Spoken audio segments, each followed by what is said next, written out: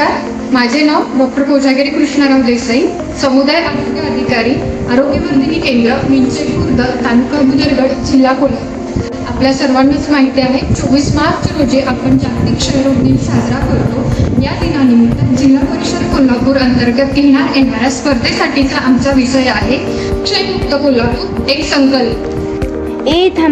थांबा, मी ना आज तुम्हाला एक गोष्ट सांगणार आहे. तुम्हाला माहितीच आहे, मी शाळेतून आल्यानंतर रोज माझ्या आजोबांबरोबर फिरायला जाते. एक दिवस काय झाले की फिरायला गेले असताना अचानक आजोबांना जोरात खोकला आला आणि त्या रात्री ताप पण आला. मी आजोबांना दवाखान्यात जाऊया म्हटलं, तर त्यांनी माझं ऐकलं नाही.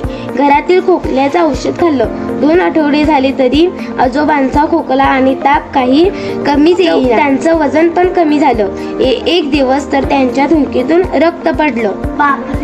मग दुसऱ्या दिवशी सकाळी आम्ही आमच्या गावातील आशाताईंकडे गोळ्या आणायला गेलो. त्यांनी आम्हाला पूर्ण विचारपूस करून आजोबांना बडका तपासणीसाठी घेतली व माहिती सांगितली.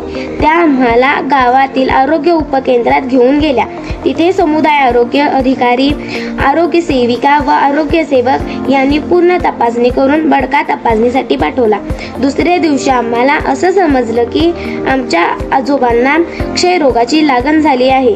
मग आजोबांना 6 महिन्याचे क्षयरोगाचे उपचार सुरू केले. त्यानंतर माझ्या आईची, बाबांची, आजीची व माझ्या दादाची CYTB ही तपासणी केली.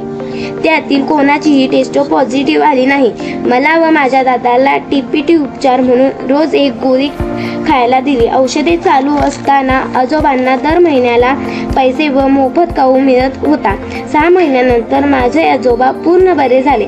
आपण सर्वजणी मिळून लोकांना हेच सांगूया की क्षयरोगाची लक्षणे दिसल्यास जवळच्या सरकारी दवाखान्यात तपासणी करूया, मोफत उपचार घेऊया, बरे होऊया आणि क्षयमुक्त कोल्हापूर असा संकल्प करूया.